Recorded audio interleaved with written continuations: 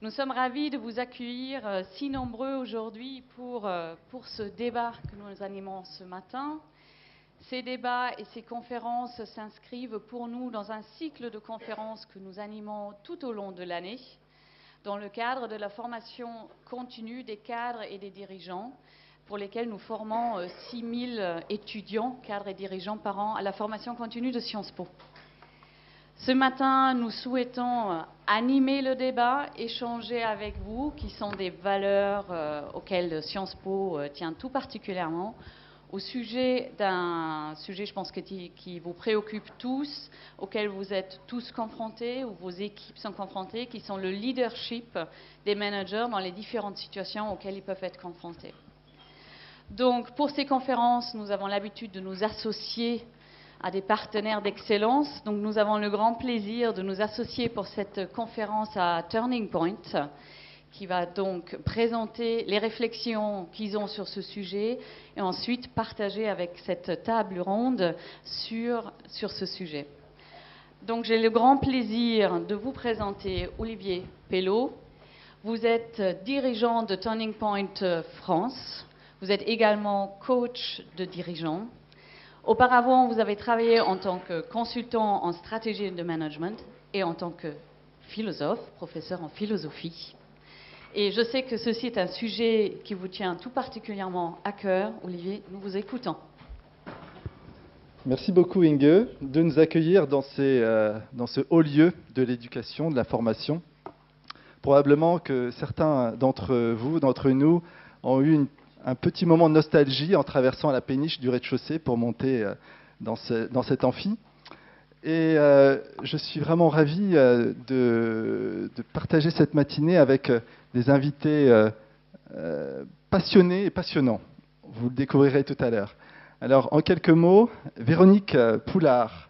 Véronique, vous avez, après une première carrière dans le consulting, débuté votre carrière dans la finance, à la Société Générale, dans la banque d'investissement. Et puis après, vous avez choisi de vous investir dans les RH. Vous avez eu un trader bien connu en 2008, bien connu dans le monde entier, Jérôme Kerviel. Et puis ensuite, vous avez été nommé à la direction des talents et du leadership groupe de la Société Générale. Et nous avons le grand plaisir de collaborer avec vous pour vos managers stratégiques. François-Daniel Mijon, vous êtes directeur général de la DGME, la Direction générale de la modernisation de l'État. Tout le monde ne connaît pas cette petite entité attachée au ministère des Finances, mais c'est une entité stratégique, 120, je crois, collaborateurs, issus à 50% de la haute fonction publique et à 50% des cabinets de conseil, de stratégie, du privé. Et avec cette équipe resserrée, eh bien, vous avez la mission lourde et audacieuse de transformer l'État, de moderniser l'ensemble de la fonction publique en accompagnant les grands directeurs de programme. Voilà. Et nous avons aussi le plaisir de coacher ces directeurs de programme avec vous.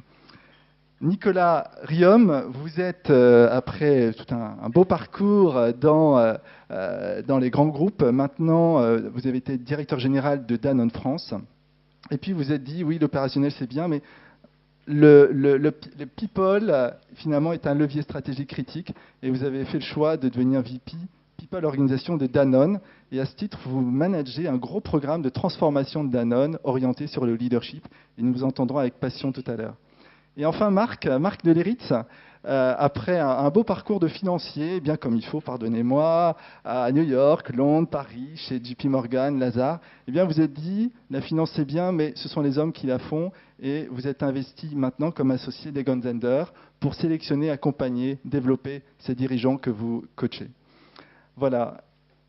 Merci. Et puis Michel Mornay, qui est associé de Turning Point à Paris et qui va animer nos débats. Merci à chacun de vous. Et puis je voudrais, pour commencer, vous révéler ce que vous attendez tous. Vous demandez tous qui est ce nouveau Kandinsky, n'est-ce pas, contemporain?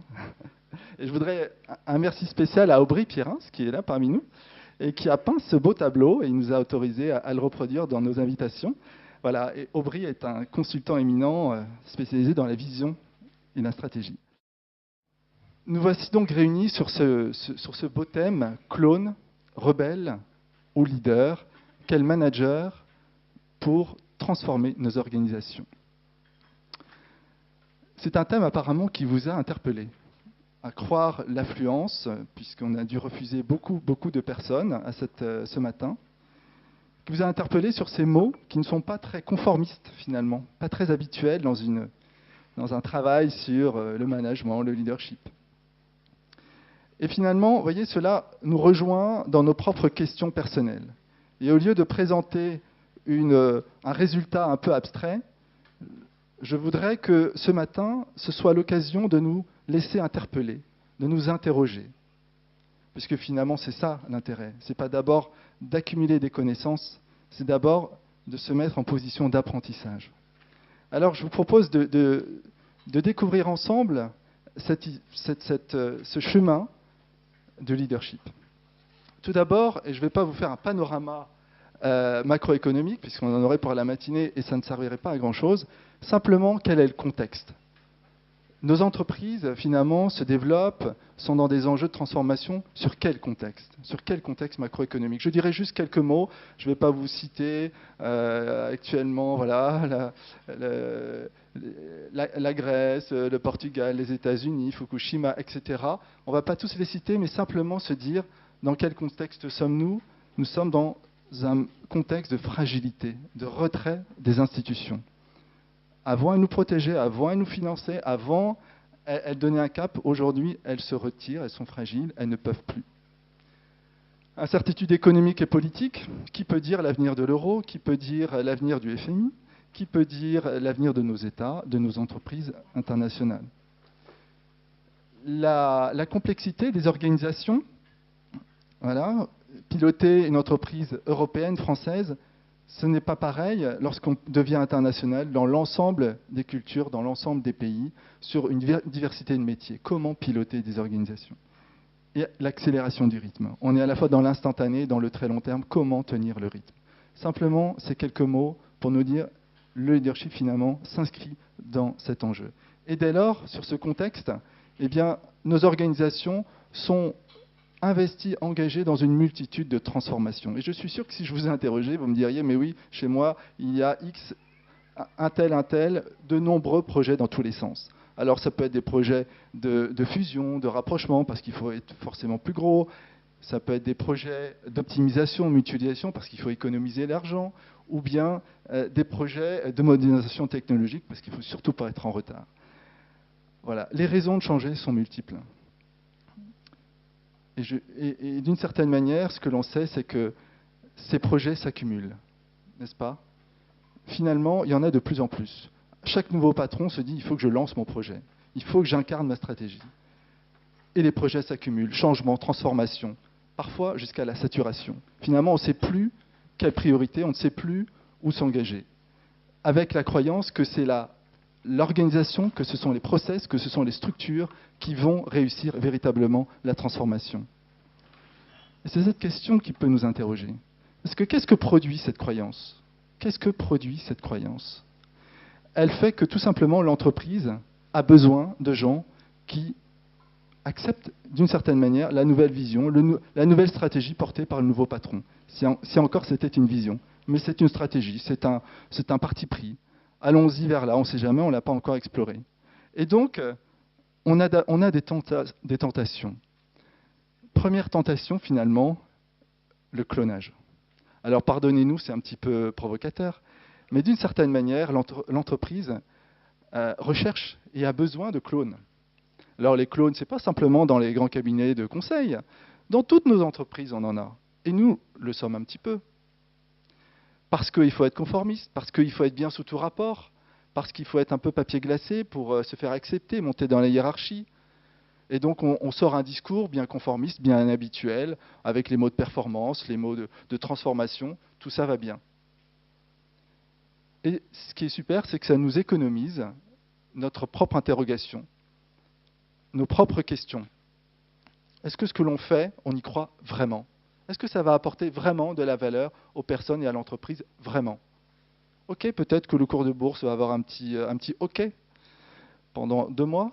Est-ce que c'est vraiment ça, la transformation? Et voilà. Et donc, ce clone, d'une certaine manière, il arrange bien l'entreprise. Ouais, c'est confortable, mais c'est aussi bien risqué. Parce que si ça permet un alignement, ok, on se comprend, on a les codes, on fonctionne bien ensemble, mais on peut aller allègrement tous ensemble dans le mur. Et en 2008, c'est un petit peu ce qui s'est passé quand même. Alors, ça c'est du côté de l'entreprise, mais du côté des personnes aussi, c'est bien confortable de se protéger. C'est bien confortable de ne pas prendre position, de ne pas prendre un risque qui nous marginaliserait de l'organisation. Voilà, on a besoin de clones, mais c'est quand même risqué, et c'est bien limité, et finalement c'est bien pauvre. Alors l'autre tentation, eh bien, c'est de s'opposer frontalement, de dire non mais moi je ne suis pas d'accord, non mais attendez, tous ces moutons, tous ces conformistes, toute cette masse, moi je pense différemment, moi vous allez voir ce que vous allez voir. Et vous avez toujours le rebelle dans le comité de direction, dans l'équipe, qui dit non mais en fait il faudrait faire vraiment à l'inverse. Non, vous n'en avez pas chez vous? Alors, faire l'inverse, est-ce que c'est forcément pertinent? S'opposer, c'est exister en s'opposant. Exister en s'opposant. Rebellum, l'étymologie, c'est rebellum, c'est faire la guerre à nouveau. Donc finalement, on a dit une fois, mais finalement, on revient, on répète, on est dans l'opposition systématique. Et finalement, à un moment donné, on est un peu décrédibilisé. Alors le rebelle, ça arrange bien parce que ça montre la diversité. Alors on lui met une belle étiquette, on le met dans un coin, il est patron de telle entité. Mais au fond, est-ce que ça irrigue, est-ce que ça transforme l'entreprise? Ça n'est pas sûr. Et puis lui également, il est bien content parce qu'il a une identité. Et il est très content d'être dans son petit précaré. Mais d'une certaine manière, est-ce qu'il assume, est-ce qu'il porte une vraie vision? Alors le rebelle, il apporte des choses. Il peut avoir un idéal, il peut empêcher de tourner en rond, penser différemment. Mais c'est aussi très limité d'être en opposition perpétuelle. Dépendance, contre-dépendance. La dépendance des clones, la contre-dépendance des rebelles. Et puis on pourrait s'arrêter là, mais il y a aussi une autre espèce qu'on a observée dans nos recherches, dans nos coachings, les cyniques. Alors les cyniques, eh bien c'est « non mais moi je suis super, moi tout va bien, moi... » Mais au fond de moi, je trouve que c'est vraiment complètement nul ce que vous faites. Et de toute façon, je ne vais pas me laisser berner et vous allez voir ce que vous allez voir. Et finalement, on rentre dans un jeu d'instrumentalisation réciproque. L'entreprise m'instrumentalise, et bien moi, je vais l'instrumentaliser. Et au fond, je ne m'engage pas pleinement. Je ne suis pas moi-même. Quand je coachais le manager, pour le coup, c'était d'un cabinet de conseil international. Et alors, au bout du coaching, il me disait, mais finalement, je crois que je suis un peu trop... je crois que je suis un peu sous cellophane. Je suis un peu sous cellophane. Il faudrait que j'enlève mon côté bien gentil. Petit garçon qui fait tout bien comme il faut. Grandes écoles. Sciences Po ne crée pas des clones, on le sait bien. Mais grandes écoles, beau parcours, forcément haut potentiel, etc. Voilà. J'ai tout bien fait comme il faut. Mais à un moment donné, ça ne marche plus. Pourquoi? Pourquoi? Parce que la porte est fermée. Parce que c'est verrouillé. Parce que finalement, j'ai mis un masque, tout va bien, mais au fond de moi, ça ne vit plus. C'est mort. Est-ce que j'ai vraiment des convictions, moi-même, personnelles, indépendamment de mon boss, de la supervision, du cabinet de strat qui vient d'arriver, etc. Est-ce que j'y crois vraiment à cette stratégie? Est-ce que je veux m'y engager, prendre un risque, m'exposer moi-même? Alors pourquoi cette porte? Pourquoi cette porte? Moi, j'aime beaucoup l'étymologie du mot leadership. Vous la connaissez? Enfin, moi, je ne la connaissais pas jusqu'au jour où on me l'a dit. En fait, ce n'est pas anglo-saxon. Vous savez, souvent, on sort leadership. C'est un petit peu... c'est un peu un mot fourre-tout, non? Surtout pour les Français que nous sommes, en majorité. On sort ça, certains ricanent, d'autres trouvent que c'est très intéressant, mais finalement, derrière ce mot, qu'y a-t-il? Alors l'étymologie, en fait, c'est une origine indo-européenne. D'ailleurs, c'est très pratique, c'est très concret, c'est le seuil de la porte. Le seuil de la porte. Et qu'est-ce que fait le leader? Le leader, il passe le seuil, il ouvre la porte. Il communique entre l'intérieur et l'extérieur. Et l'extérieur, c'est quoi? Eh bien, l'extérieur, c'est l'inconnu, c'est le risque. C'est quelque chose que je ne maîtrise pas, que je ne contrôle pas. effectivement, comment demander aux autres de changer si moi, je ne me développe pas moi-même? Je ne peux pas dire, allez, il faut changer, c'est super, vous allez voir. Si moi, je ne bouge pas au fond de moi, si moi, j'optimise mes petits intérêts particuliers. Parce que, et ça c'est notre conviction, les gens ne suivent pas d'abord une fonction, ils ne suivent pas un grade, ils ne suivent pas Monsieur le Président, ils suivent une personne, ils suivent un homme, une femme qui incarne une vision, qui a des convictions et qui est prêt à prendre des risques pour ça, qui y croit vraiment, en qui ils ont confiance. Alors qui est cette personne? Qui est cette personne? Eh bien c'est vous, c'est nous. C'est-à-dire que le leader, vous n'avez pas là la photo de Gandhi, de Jack Welch ou d'Obama, ou etc. Voilà, tous les mots qu'on peut sortir immédiatement. Nous avons tous une capacité de leadership qui est en nous. Encore faut-il lui ouvrir la porte, encore faut-il lui permettre de se développer, de se l'autoriser à être soi-même. Voilà. Alors, dans notre travail d'accompagnement, on a accompagné plusieurs 5-6 000 managers et dirigeants depuis 12 ans. Ça a commencé aux États-Unis, en Grande-Bretagne et puis ensuite en Europe. Ce que nous observons, je vais juste vous livrer 2 grandes tensions critiques. Qu'est-ce qui fait que finalement on va ouvrir la porte, qu'on sera vraiment porteur de ce leadership? 2 tensions vitales, toutes simples, vous verrez. L'ouverture, la persévérance. L'ouverture, qu'est-ce que c'est que cette qualité d'ouverture? Vous voyez qu'il s'agit bien d'une tension. J'accompagnais, je coachais un patron qui avait de superbes résultats. Honnêtement, excellent, réussissait. Et il avait un projet de réorganisation qui était évident. Tout le monde disait, mais c'est évident, ça va être beaucoup plus fluide, plus efficace pour les clients, pour nous. Voilà. Il avait soumis à son patron et son patron tardait à valider. Des semaines, des mois. Il se dit, mais pourquoi? Alors on a travaillé en développant cette qualité d'ouverture, en allant questionner, en ayant l'humilité d'interroger et de ne pas croire tout savoir. Au fur et à mesure, on a commencé à découvrir, à décrypter les jeux d'acteurs, à découvrir ce qui se passait dans cet écosystème, à développer de l'influence. Voilà. C'était un manager très bon, qui avait une capacité de persévérance, mais qui avait un petit peu laissé atrophier cette qualité d'ouverture. S'ouvrir au monde, comprendre que si les autres pensent différemment, ils sont aussi intelligents et ça vaut le coup d'aller rechercher cette intelligence. Et donc, vous voyez, cette tension est difficile à tenir. L'ouverture, c'est vraiment aller à la rencontre de l'autre. C'est accepter qu'on n'a pas toute la vérité en soi. Donc ça demande beaucoup d'accessibilité, beaucoup de disponibilité. Ça demande, vous voyez, une sorte de porosité, un accueil de l'autre, de le laisser venir. Alors que la persévérance, et ça je pense que quand vous pilotez des projets de transformation, vous en avez besoin, eh bien il faut de la ténacité. Il y a des conflits, il y a des tensions, c'est difficile. Si on s'arrête dès que c'est difficile en disant non mais c'est pas pour moi, est-ce qu'on peut vraiment compter sur cet homme, sur cette femme? La ténacité, le courage d'aller au bout est une vraie qualité. Alors vous voyez que cette tension, elle révèle des choses. Vous voyez cette tension horizontale, qu'est-ce que c'est? C'est la capacité à tenir, à décrypter, à animer, à avoir de l'influence sur un territoire, sur un écosystème. Et peut-être une des caractéristiques du leader est celui-là.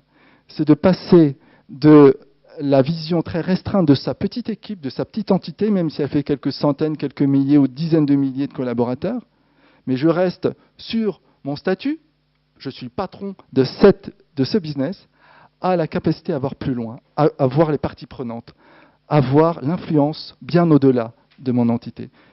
Et grâce à ces 2 qualités, l'ouverture, la persévérance. Mais voyez, si on en reste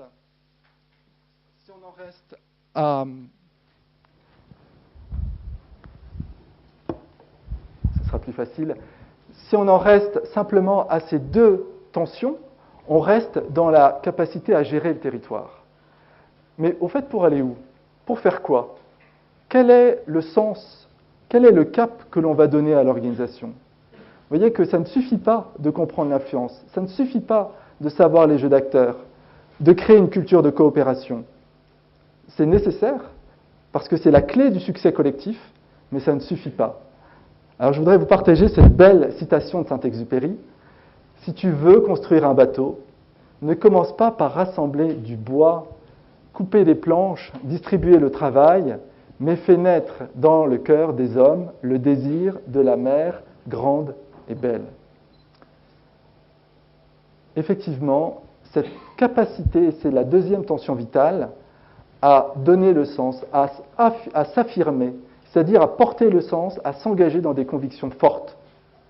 Mais si on en reste là, si on est purement dans la conviction, dans l'affirmation, ça conduit à quoi? J'ai la vérité, moi j'ai des convictions, il faut que vous les acceptiez. Ça conduit à quoi? À l'arrogance.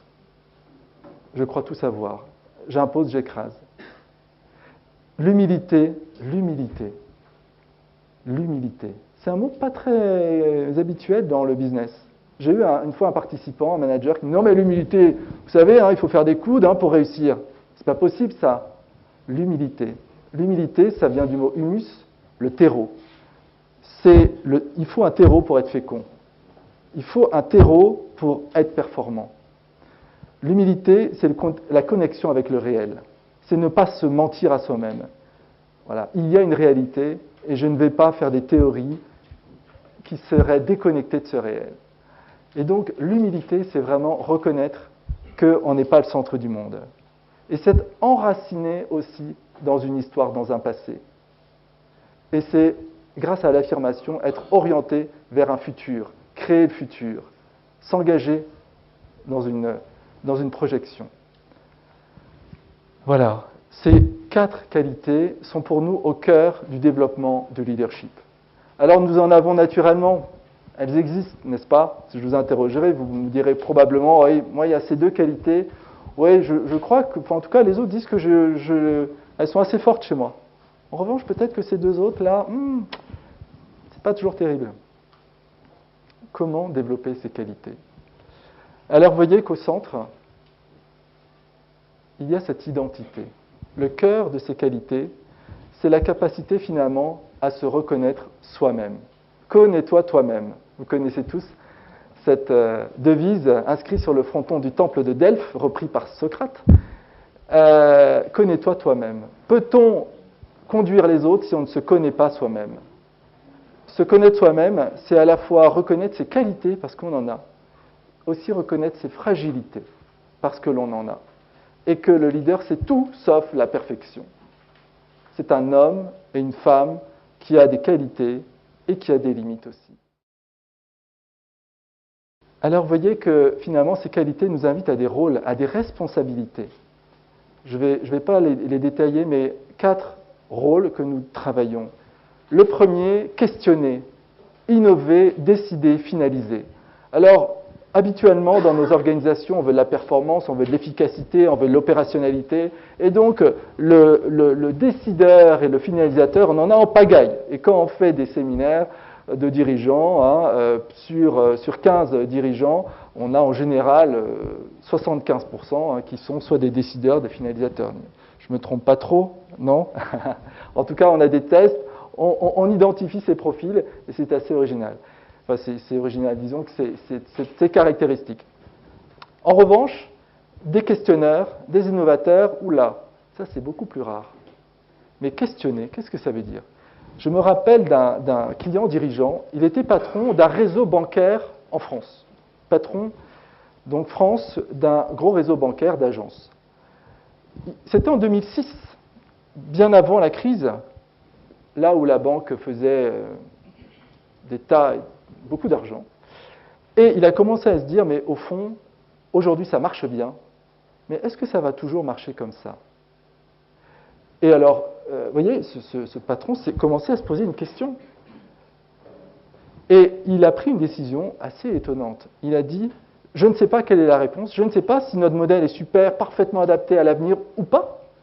Ce que je sais, c'est qu'il faut qu'on se pose des questions, qu'on s'interroge.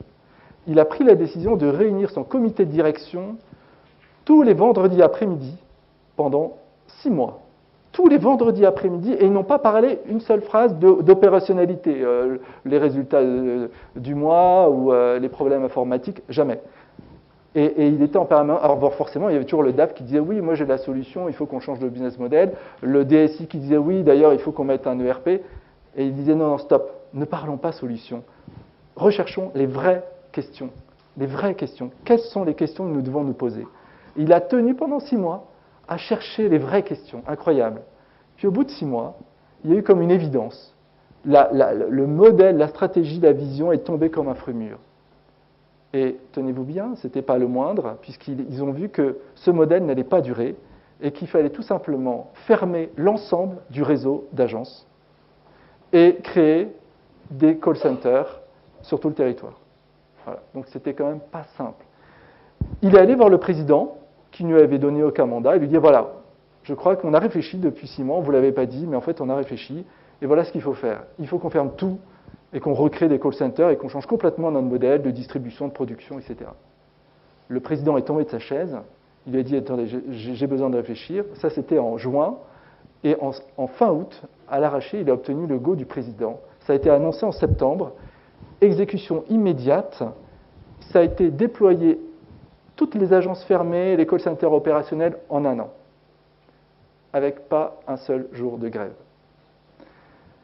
Qu'est-ce qui a fait que l'exécution a été parfaitement réussie, fluide, avec une mobilisation totale du corps social? Parce qu'en amont, il y avait une vraie question, une vraie exploration. Voilà, innovation, décision, finalisation. Vous voyez que cela, et ça je ne vais pas approfondir, mais ce modèle que nous vous proposons, un modèle leadership que nous avons travaillé avec ces dirigeants, il s'inscrit, ce n'est pas une pure innovation turning point, j'oserais dire, puisque nous avons une petite racine, c'est Aristote. Aristote, moins 400 ans avant Jésus-Christ, il avait travaillé sur la sensibilité, l'intelligence, la volonté, le comportement, avec ce processus réaliste, voyez, de la connaissance et de l'action. Et nous y croyons, parce que nous pensons qu'on ne peut développer le leadership sans une anthropologie réaliste, fondée, solide, qui fait vraiment développer les personnes. Et la question que vous pouvez vous poser, mais c'est comment? Comment développer? Parce que quand on a des patrons de 50, 60 ans, et d'ailleurs l'âge ne signifie pas, parce qu'à 30 ans on peut être aussi coincé, ils disent, mais vous savez, moi j'ai réussi, j'ai des super résultats, pourquoi vous voulez que je change? N'est-ce pas? Pourquoi voulez-vous que je change? Alors, faire changer un patron, ce n'est pas le moindre des choses. Tout simplement parce que il n'y a pas de solution. On ne peut pas le former. On ne va pas lui dire, je vais vous apprendre votre métier. D'ailleurs, on ne connaît pas son métier, on connaît notre métier. Nous sommes des coachs, et ce que nous savons, c'est qu'il n'y a pas de solution toute faite. Et donc, notre rôle, c'est de poser des questions et de les aider à se poser eux-mêmes des questions avant de tomber tout de suite dans la solution. Et d'accompagner, de challenger les réponses qui émergent. Et c'est donc, vous voyez, une position basse, une posture de coaching, d'accompagnement pour faire émerger vraiment ces questions. Et c'est comme ça que ce leadership se déploie. Première conviction, accompagner les leaders dans les bonnes questions. Deuxième modèle, eh bien, l'ambiguïté des organisations, il n'y a pas de réponse toute faite, c'est donc être capable de décrypter les vraies tensions, les vraies contradictions du réel. Et donc, on essaie d'apprendre à tenir le réel. Et puis, il ne s'agit pas simplement de travailler le cerveau. Ok, un leader, ce n'est pas un cerveau posé sur une table, c'est une personne. Il y a une intelligence, il y a une volonté, il y a une sensibilité, il y a un corps, il y a une âme aussi, il y a un cœur. C'est tout ça qui fait une personne. Et nous devons développer l'intégralité de cette personne. C'est la condition sine qua non. Voilà. Et puis, le développement, de fait, ne se fait pas en une seule fois. Rome ne s'est pas fait en une seule fois, et un leader est bien plus long à développer que Rome, n'est-ce pas? Voilà. Donc, ça implique un programme dans le temps, dans la durée, qui mêle différentes modalités, des séminaires, du coaching, du co-développement, du mentoring, etc., pour véritablement le prendre dans tous les sens, avoir une approche, vous voyez, multiprismatique qui va vraiment le développer. Voilà, je vous remercie et je voudrais juste terminer par une chose. Vous avez vu cette porte fermée? Eh bien, quand on ouvre la porte, effectivement, on s'ouvre à l'inconnu. On voit cet environnement, cet écosystème. Ça, c'est la vision horizontale, l'ouverture et la persévérance. On voit cet axe de la vision enracinée dans l'humilité, avec au cœur cette identité. Une porte s'ouvre vers l'extérieur, vers l'inconnu, vers le risque, et de fait, elle doit aussi s'ouvrir sur l'intérieur. Sur l'intérieur. On ne peut s'engager et développer les autres sans se développer soi-même, sans explorer soi-même sa propre identité, sans faire un travail sur soi. Et c'est ça, finalement, ouvrir la porte à l'intérieur. Et c'est une belle aventure, et c'est ce que nous allons découvrir maintenant avec nos invités. Je vous remercie. Alors la première question, j'ai envie de vous la poser à vous, François Daniel. Nous parlons ce matin de leadership. Est-ce que le leadership a quelque chose à voir avec la fonction publique et quel rôle le leadership peut jouer dans la transformation de l'État? Merci beaucoup. D'abord, je suis vraiment très heureux d'être parmi vous ce matin. Merci de nous offrir cette opportunité de parler d'un sujet qui est essentiel, qui est important pour, à titre personnel, et puis bien évidemment pour l'enjeu que représente la modernisation de l'État. Alors oui, nous avons besoin de leadership et nous avons cruellement besoin de leadership dans la fonction publique. Pourquoi? C'est très simple. En fait, la conviction maintenant est assez largement partagée que la prospérité de notre pays passe par l'efficacité de son administration. Je pense que le fait que l'administration reste au bord du chemin n'est plus quelque chose, n'est plus une option. Je pense que ce message est très bien compris, il est très bien perçu, et il a été aussi bien reçu par les fonctionnaires. Et du coup, on se retrouve, du point de vue de l'administration, dans une injonction paradoxale que beaucoup connaissent et qui a été rappelée tout à l'heure, qui est le contexte. Une injonction paradoxale entre plus de services d'un côté et beaucoup moins de ressources publiques de l'autre. L'équation est assez simple. Dans notre pays, en fait, il y a un très fort attachement de chacun de nos concitoyens au service public et à la présence des services publics. Et on a un phénomène de consumérisation, si je peux m'exprimer ainsi, c'est-à-dire que dans l'ambiance de service dans laquelle nous sommes, eh bien, tout simplement, nos concitoyens veulent et attendent de leur administration de la réactivité, de la personnalisation, de la proactivité, le cas échéant. Donc on est soumis à ces tendances fortes de consommation de services. Et puis de l'autre côté, vous avez rappelé les différents chiffres, voilà, notre déficit public est là, on a besoin d'économiser, on a besoin d'économiser des ressources, qu'elles soient financières, qu'elles soient également humaines. On a ce défi de réduction et d'inflexion de l'emploi public.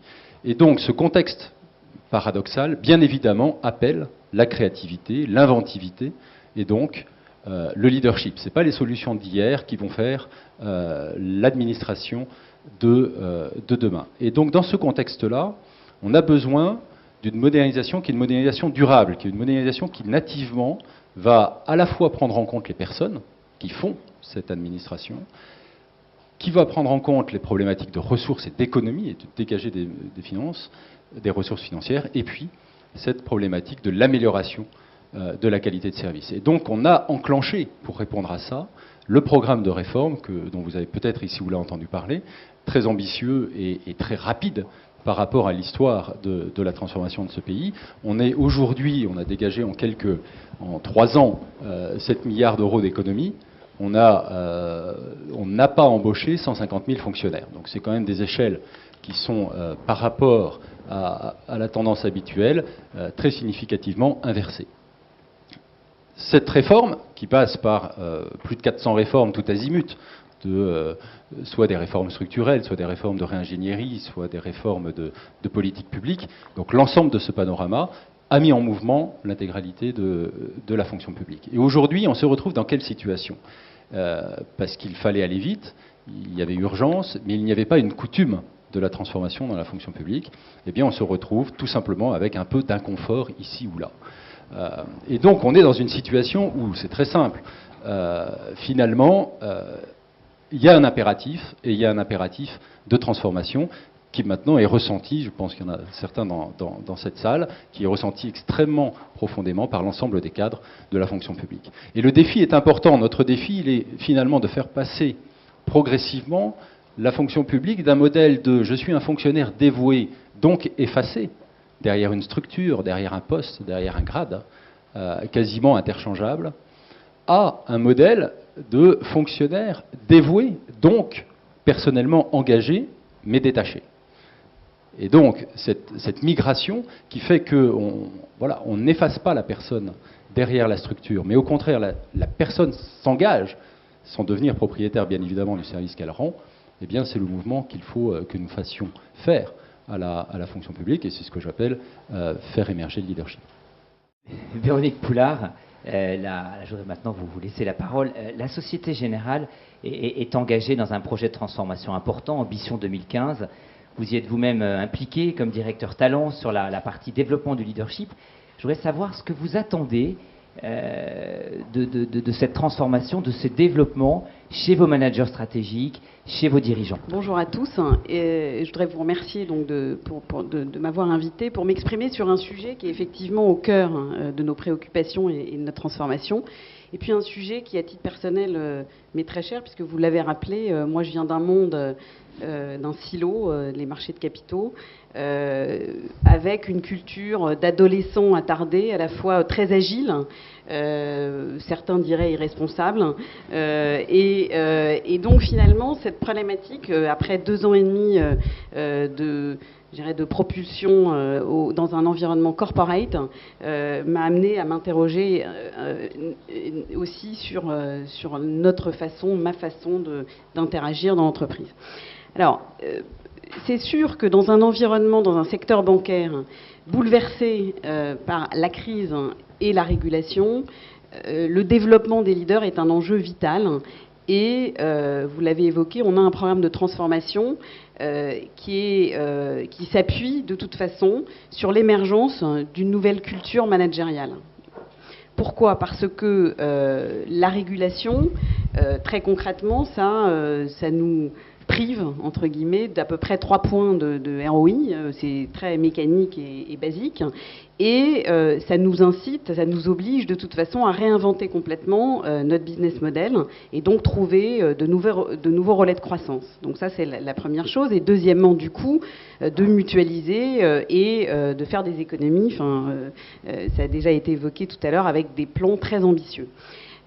Et pour faire ça, c'est sûr qu'il faut changer de comportement, changer de posture, changer de paradigme. Et c'est tout l'enjeu de la transformation également sur le développement du leadership. Alors, en quoi c'est vital ?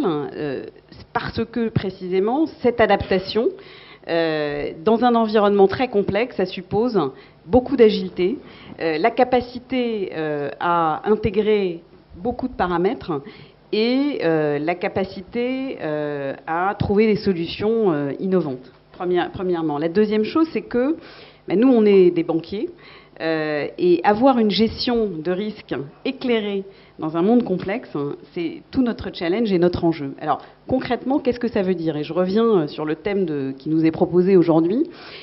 C'est Einstein qui dit « Pour être irréprochable dans une cité de moutons, il faut être mouton ». Et c'est vrai qu'après la crise que nous avons vécue et la régulation, encore une fois, nous a poussé à mettre en place des règles nombreuses, diverses et variées, et revoir complètement je dirais, la façon dont on applique et la discipline par rapport à ces règles. Bon. Il y a des fonctions compliance, de conformité d'ailleurs, on appelle ça de la conformité dans l'entreprise. Alors, au-delà de ça, en termes de comportement, ça veut dire effectivement des gens qui soient extrêmement conformes, capables d'appliquer ces règles sans discuter, avec beaucoup de discipline, d'une part, et d'autre part, puisqu'on parle de transformation et de changement, ce qui est extrêmement important, c'est de rendre ce changement audible. Et le rendre audible, c'est aussi être conforme, c'est être capable de s'appuyer sur la culture existante et sur ses forces, mais également et de partager et de parler avec des mots qui touchent parce qu'on partage les mêmes valeurs. Donc ça, c'est extrêmement important. Alors, pour autant, être dans le vent, c'est l'ambition de la feuille morte, et donc le rebelle, de ce point de vue, a beaucoup. Enfin, j'aime beaucoup le rebelle, et on l'a beaucoup aimé, nous, hein, d'ailleurs, peut-être trop. Et alors, le rebelle, il a la grande force de pouvoir diverger. Et être capable, il peut faire preuve de courage d'ailleurs dans de ce point de vue-là, et mu par un idéal, il va effectivement trouver et être capable de trouver peut-être et de faire émerger de l'innovation. Et donc, de ce point de vue, oui, il nous faut aussi des rebelles, parce que, encore une fois, trouver ces relais de croissance et faire tout ce qu'on a à faire, c'est assez compliqué. Et donc, l'agilité, elle naît aussi de la divergence et de notre capacité à sortir des sentiers battus dans un cadre bien déterminé.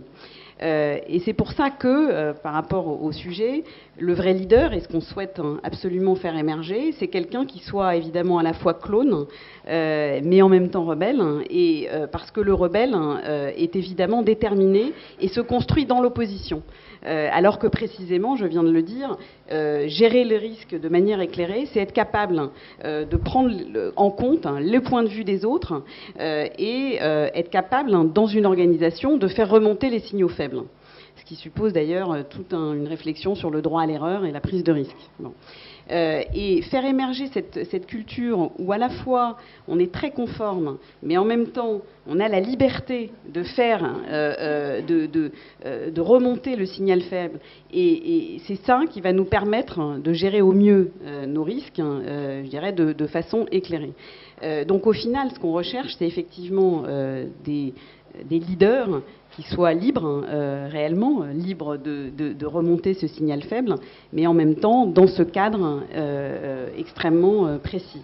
Alors là-dessus, je voudrais aussi dire quelque chose, c'est que s'adapter, c'est pas forcément être contorsionniste, hein, parce que vous avez aussi dans les grandes organisations des champions de la contorsion qui, si vous voulez, à la fois sont très conformes, font semblant de je ne sais quoi. Bon, et je pense que l'authenticité aussi, hein, par rapport est fondamentale. Aujourd'hui, on a moins de temps à perdre, et certes, la conformité doit générer un minimum de sens politique, hein, c'est évident dans des grosses organisations, mais la contorsion est quelque chose de toxique et sur lequel il faut être très vigilant.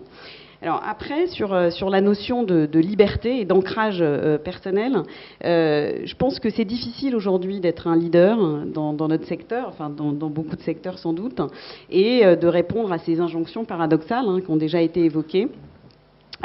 Donc du coup, comment on y arrive ? J'ai deux pistes. La première chose, c'est l'ancrage personnel, et c'est le fameux connais-toi toi-même. C'est vraiment en étant très ancré et en ayant une colonne vertébrale extrêmement forte qu'on peut déjà arriver à la fois à être conforme et en même temps avoir prendre cette liberté. C'est pour ça que nous avons développé beaucoup d'outils de développement personnel, alors à travers des 360, mais par exemple, là cette année, on a permis à nos top 1000 dirigeants d'avoir à la fois un retour, hein, un feedback, mais également la possibilité de construire un plan de développement personnel confidentiel avec des coachs externes, etc. Bon, donc c'est le métier d'accompagner justement pour plus d'ancrage. Et c'était amusant d'ailleurs parce que certains feedbacks qu'on a eus, et c'est vraiment des aspects culturels, c'est l'injonction paradoxale du soi parfait, parce qu'on est aussi dans une culture d'expertise, donc l'expert de grands professionnels, hein, qui doit être parfait, et on est tellement parfait qu'on perd un peu le sens commun. Donc comment trouver aussi justement conserver notre professionnalisme, notre capacité d'innovation, parce qu'on est professionnel, mais en même temps être capable d'entendre le point de vue de l'autre et diverger. La deuxième chose, pour moi, qui est fondamentale, c'est l'apprentissage et l'ouverture. Ça revient à ce qu'Olivier disait tout à l'heure. C'est avoir beaucoup d'humilité pour dire qu'on ne sait pas, quand justement on ne comprend pas un problème, et être capable de questionner et d'être vraiment en capacité d'accueillir la réponse à la question. De ce point de vue-là, on est beaucoup aidé à la Société Générale par notre nouveau patron, qui a été nommé dans des conditions un peu difficiles, et qui lui-même incarne à titre personnel vraiment cette humilité et cette ouverture. C'est-à-dire qu'il est exemplaire de ce point de vue-là en disant je ne sais pas tout, mais je vais valoriser dans l'entreprise celui justement qui pose des questions et dit qu'il ne sait pas quand il ne sait pas, alors que je vais être inquiet quand on me dit qu'on sait tout et qu'on a... parce que c'est juste pas possible de tout savoir dans cette complexité. Alors, cette logique d'apprentissage, donc ça revient à un ancrage personnel, mais ça revient aussi à mobiliser en fait et valoriser dans l'entreprise un comportement managérial d'accompagnement et de développement de ses collaborateurs. Donc on a développé pas mal de programmes de mentoring où les managers accompagnent les plus jeunes et on est vraiment très vigilant maintenant sur intégrer dans la gestion de la performance de nos managers cette dimension. Mais la route est longue. Et c'est ça d'ailleurs qui est tout à fait passionnant. Et en conclusion, je voudrais juste vous dire qu'il y a aussi une autre chose qui est extrêmement importante. Vous avez vu, on a une campagne sur l'esprit d'équipe. Dans la liberté dont je parlais, curieusement, en fait, il faut passer d'une logique de puissance et de pouvoir du leader à une logique vraiment d'agilité sur des territoires partagés. C'est la capacité du leader à co-construire, à co-élaborer qui va faire la différence. C'est-à-dire que dans cette optique de je ne peux pas tout savoir, ça veut dire que forcément je partage et c'est ma capacité à interagir et à m'appuyer sur les autres dans cet environnement complexe qu'on va arriver précisément à sortir des solutions et à gérer nos risques de la meilleure façon qui soit. Et donc c'est cet esprit d'équipe et cette capacité à interagir de façon intelligente que l'on travaille vraiment dans tous nos programmes de développement qu'on a montés maintenant dans la Corporate Université qui a été créée il y a 18 mois maintenant.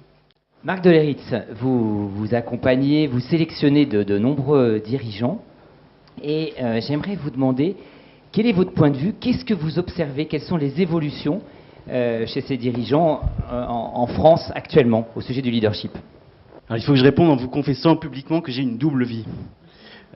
J'ai une vie de jour et en semaine où je suis donc associé chez Egon Zehnder International, qui est un cabinet de recrutement et de développement de cadres dirigeants. On est, je crois, le leader en Europe dans notre frange de métiers qui sont en gros les comités exécutifs des grands groupes. Et puis j'ai une vie de nuit tout à fait honorable, je veux dire, et de week-end, dans lequel j'ai fondé avec mon épouse une association qui s'appelle les Parcours Alpha, qui est une association qui propose à travers la France entière, dans 800 lieux différents, des dîners à tous ceux qui ont envie, de toute conviction et de toute origine, de réfléchir au sens de leur vie. Et j'étais, il y a quelques semaines, en prison.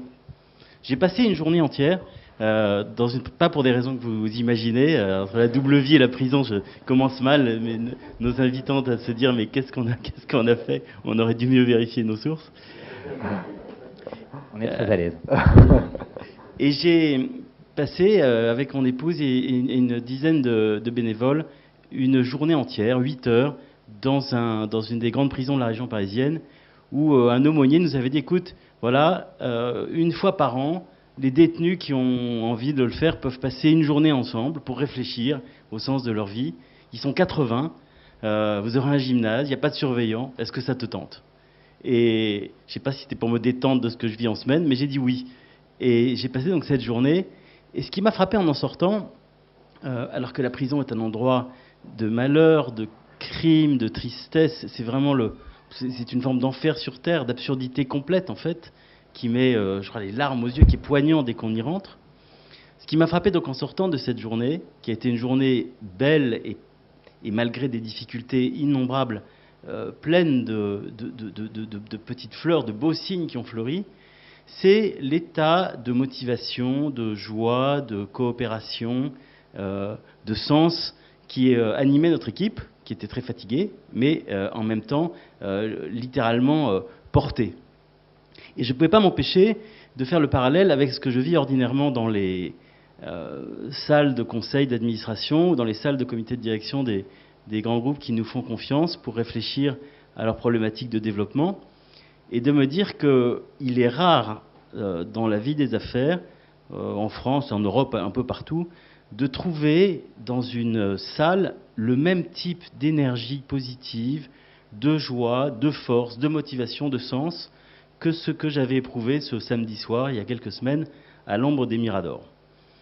Et je veux dire, ça m'interroge, et ça doit tous nous interroger, parce que, quel que soit le métier qu'on fasse, dans l'entreprise, dans le conseil, je pense qu'on sent bien, moi j'aime le mot de contorsion, qu'en réalité, il y a ce masque ou cette tentation de vivre à la surface de soi qui fait que nous ne sommes pas pleinement nous-mêmes et que nous n'avons pas le même niveau d'énergie, je crois, que ce qu'on peut retrouver ailleurs.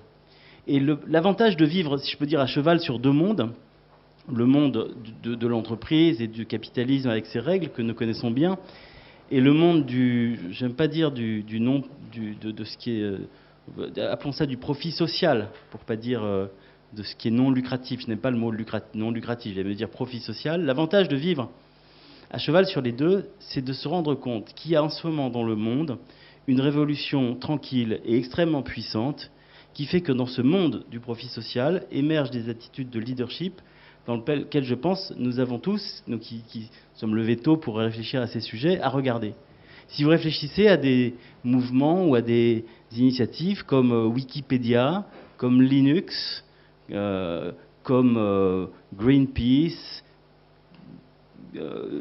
Ashoka, Purity Water, Alpha, un très grand nombre, on pourrait passer la matinée à les élaborer, vous voyez que depuis une quinzaine d'années, sont apparus à l'échelle mondiale des mouvements extrêmement forts qui suscitent un mouvement de bénévolat très fort, très souvent d'ailleurs venant de gens qui viennent de l'entreprise, et qui déploient des formes d'énergie que nous retrouverons rarement, encore une fois, dans nos entreprises. Alors, pour nous qui sommes en train de lutter, essayer de comprendre comment faire mieux, comment se connaître mieux, comment plonger plus profondément en soi, trouver la colonne vertébrale dont parlait Véronique, je crois qu'il y a des choses à regarder de ce point de vue-là. J'aimerais évoquer, pour prendre l'exemple d'un grand leader disparu aujourd'hui, qui était Martin Luther King, de voir comment il a fonctionné. Pourquoi est-ce que un beau matin du mois d'août du début des années 60, il a réussi à rassembler à Washington plus de 300 000 personnes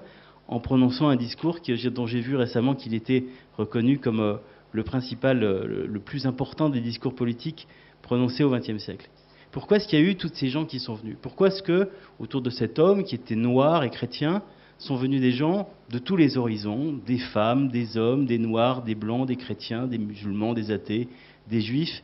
Pourquoi est-ce qu'il a su mobiliser tellement et faire renverser en fait ce mur de haine épouvantable qui divisait les États-Unis et qui a abouti 40 ans plus tard à l'élection de premier président noir? C'est pas parce qu'il a dit j'ai fait un plan. Je pense que s'il a dit j'ai fait un plan, personne ne l'aurait suivi. Il a dit j'ai fait un rêve. Et je crois qu'on a tous à regarder, encore une fois à notre place, et dire mais au fond quel est mon rêve? Si je veux être leader, si je veux me connaître moi-même, si je veux trouver me poser en moi-même, quel est mon rêve? Si vous regardez aujourd'hui, l'exemple de Apple est battu et rebattu, mais une des raisons fondamentales pour lesquelles Apple aujourd'hui est tellement dominant dans l'imaginaire et dans le business collectif au niveau mondial, c'est pas parce qu'ils ont dit, comme diraient les autres fabricants informatiques, on fait des ordinateurs épatants, ils sont très beaux, ils sont un peu chers, mais ils sont très performants. Vous voyez bien que s'ils disaient ça, on n'en aurait pas 2 ou 3 chacun dans nos poches de ces applications ou de ces outils Apple. Non, la raison pour laquelle Apple a ce leadership mondial, c'est que depuis sa fondation, son fondateur dit une chose, qui est de dire J'ai fait un rêve à sa façon. Et mon rêve, c'est que chacun d'entre nous, dans le monde entier, nous puissions libérer notre créativité, notre indépendance par rapport à des systèmes très lourds, à être vraiment des hommes et des femmes libres qui déployons tous nos talents. Et en vue de cela, nous faisons des ordinateurs ou des téléphones ou des MP3 qui sont beaux, efficaces et faciles d'utilisation. Vous voyez, je crois qu'il y a, en termes de leadership, si on parlait d'un terme cher aux philosophes, un mot clé, c'est le mot de finalité. C'est pourquoi je fais les choses. Et il y a vraiment quelque chose de puissant à creuser, en fait, en chacun de nous. Pourquoi je fais les choses? Alors, il y a longtemps maintenant, à un bloc d'ici, j'ai rencontré un ami qui avait 30 ans de plus que moi. Moi, j'avais 20 ans à l'époque, c'est donc il y a 30 ans. Et j'étais venu le voir pour lui raconter un peu tout ce que je faisais. Je venais d'être diplômé de cette maison, je rentrais dans la banque, j'avais des tas de belles réalisations dont j'étais très fier en termes de CV. Et il m'a répondu quelque chose que j'ai vécu comme une gifle, et que je vis encore comme une gifle 30 ans plus tard, et que je voulais amicalement vous transmettre.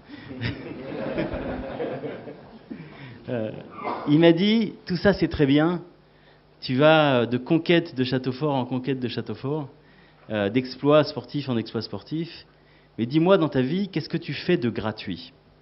Et je crois qu'il y a une source là. Encore une fois, j'ai été très saisi par cette question, elle me porte encore aujourd'hui, elle a structuré beaucoup de ce que j'ai fait depuis 30 ans, et je crois que si nous voulons grandir dans ce leadership, si nous voulons découvrir qu'il y a une vraie alternative entre la posture du rebelle et la posture du clone, on a chacun à travailler cette question, ces deux questions en fait, et que je vous repose avant de se quitter ce matin, c'est quel est ton rêve et qu'est-ce que tu fais de gratuit?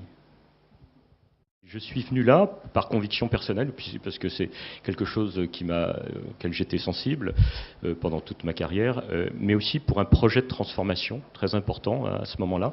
On venait de Danone, on venait de vendre les biscuits, racheter une entreprise Numico qui faisait du baby-food. On voulait s'ancrer plus fort sur notre mission, qui est apporter la santé au plus grand nombre par l'alimentation. Et donc redéployer autour de 4 axes stratégiques qu'on avait définis, c'était mi-2008. Et il est apparu très vite que ces transformations, on les ferait que si on développait des attitudes de leadership plus importantes chez l'ensemble des team leaders. Alors il y avait 2 insights aussi à l'époque, au départ, donc je vais peut-être expliquer rapidement le programme, et puis après vous livrez simplement trois réflexions par rapport à ce programme. Donc les insights, c'était d'abord, on l'a dit, word isn't predictable, c'est-à-dire que très difficile de savoir ce qui va se passer, donc il nous faut des leaders pour créer le futur. Ça ne sert à rien de regarder en arrière, il faut qu'il y ait des gens qui soient capables d'inventer ça. Puis le deuxième insight, c'est world is not flat, c'est qu'il y a une déformation géographique de Danone très importante avec la montée des pays émergents, comme beaucoup de personnes aussi. Et du coup, les problématiques en Chine, Japon, au Brésil, vouloir les traiter de France, c'est aberrant, c'est pas pertinent.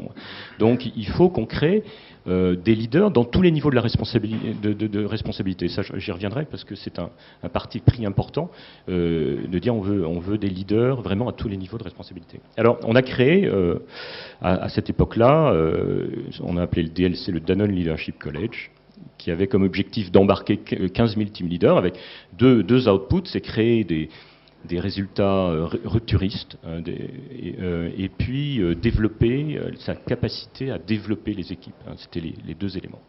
Alors, peut-être 3 principes clés rapidement. D'abord, on s'est dit, c'est quoi ces attitudes de leadership qu'on veut développer? Donc, on a co-créé quelque chose qu'on a appelé CODE. CODE, c'est Committed, Open, Doer, Empower. Donc c'est 4 attitudes qui étaient à la fois proches de nos valeurs.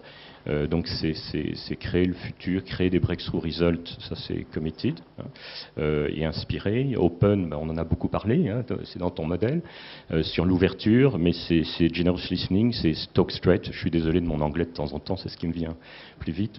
Et puis connecting inside outside. Il y a le côté doer, c'est-à-dire passer de la stratégie à l'action, prendre des risques, jeu de jambes, on aime beaucoup ça chez Danone. Et puis empower, donc empower et développer les gens. Bon, rapidement, mais peu importe.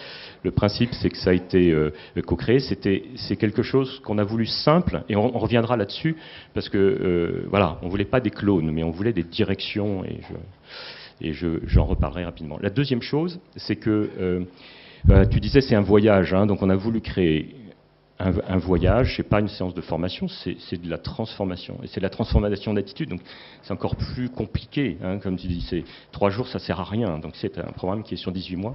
Et puis, on s'est dit, c'est pas des gens qu'on envoie dans un programme, c'est un directeur général et un codir qui décide d'un programme, qui donne du sens à quelque chose et qui emmène son équipe, donc c'est vraiment un levier de transformation pour les CBU. Donc on l'a voulu. On l'a conçu centralement, mais vraiment après que les équipes devaient se l'approprier, c'était très important. Et puis on a fait un troisième choix, qui est un choix de cascade très rapide.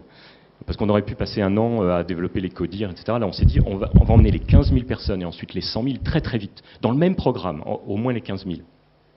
Parce que ça va créer une cascade très forte, et on va faire ça avec des formateurs internes, hein, qui vont être en même temps des ambassadeurs. Voilà, c'est 3 leviers un peu de ce programme.